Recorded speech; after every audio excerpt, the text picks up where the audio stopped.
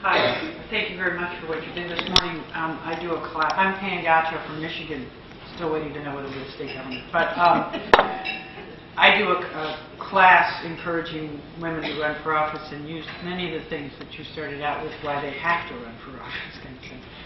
But one of the conversations that I'd like you to enter into in your campaign strategy, and you've now run several times for office, how much targeting do you do specifically to women voters? Because there is a conversation with women voting more and there being more women in the population, that running as a woman, many times you can literally target your campaign strictly at the female population of your constituency very successfully. Could you comment on that?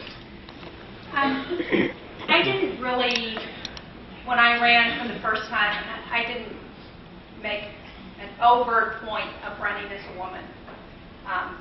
And I didn't talk about it. First of all, I think it's important as an elected official that we serve, and that I serve all of the people in the state, not just women. And I didn't feel a need to talk about it because why would I? It's obvious. You know? I said, I don't need to talk about the fact that I'm a woman. All you have to do is look at me.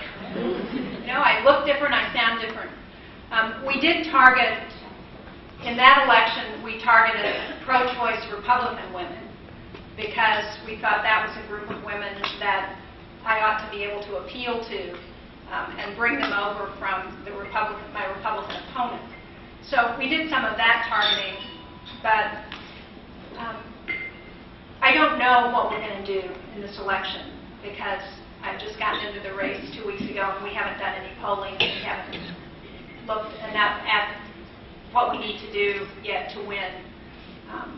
But as we know, in 2004, for example, when I was John Kerry's national campaign chair, and one of the groups that we really targeted in that election were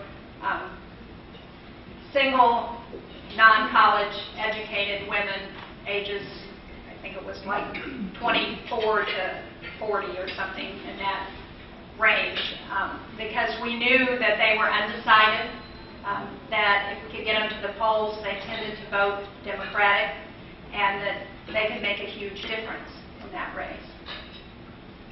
We have time for one last question, I'm sorry to say, but we'll hear from the younger generation. Hi, good morning. My name is Christina Knowles. I'm from Boston. I currently work for a state representative from Massachusetts, and I absolutely plan to run for office one day.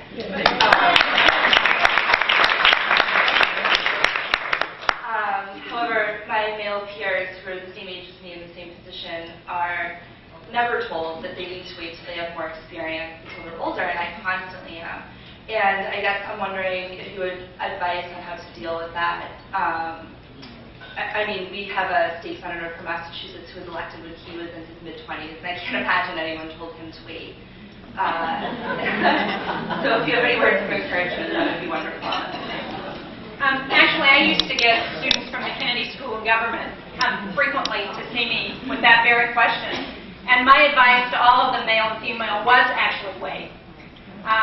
It was go back to your community, go back to wherever you want to settle down, and get involved in the community.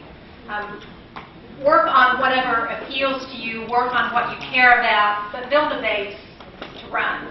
Now, you know, sometimes you go back to wherever your district is and where you want to run from, and there is an opening and an opportunity to run very soon. And I would say take advantage of that.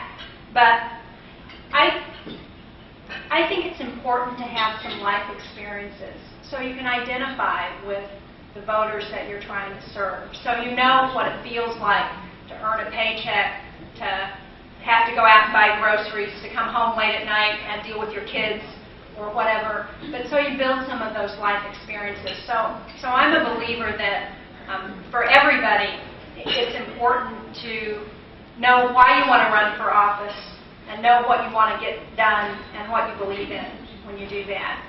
And let me just close with one point, because you are a young person. And I think it's important for everybody in the room here to know that young people are voting in greater numbers. At the Institute of Politics, we did a lot of research on young voters. We've been doing it since 2000. And as political people, we think of young people as being the least likely to vote. And that was true for about 30 years, from 1972, when 18-year-olds got the right to vote, until, with the exception of a blip in 1992 when Bill Clinton got elected, to 2004.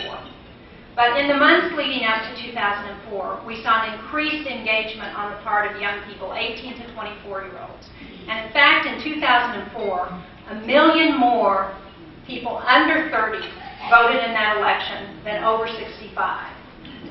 That's unheard of. We saw that again in 2006. In fact, it was young voters who elected Webb in Virginia and Tester in Montana.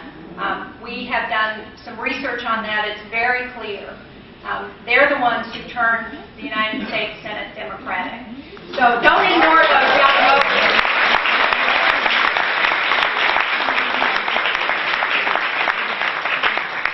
They are important. They will make a difference. And with the internet, we can find them now at a cost that's affordable. So remember them as you're going out and looking at re-election. Thank you all very much.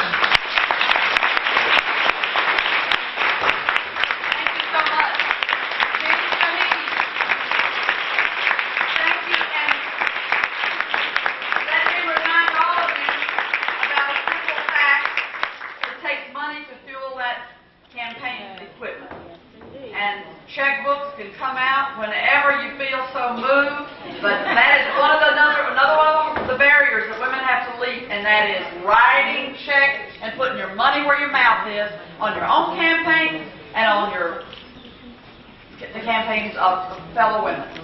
So you have an opportunity to do that in abundance here. It'll take her a few minutes to get to the door. Thank you again, Governor Shaheen. And we wish you the best. There's our first campaign check being handed over. We all know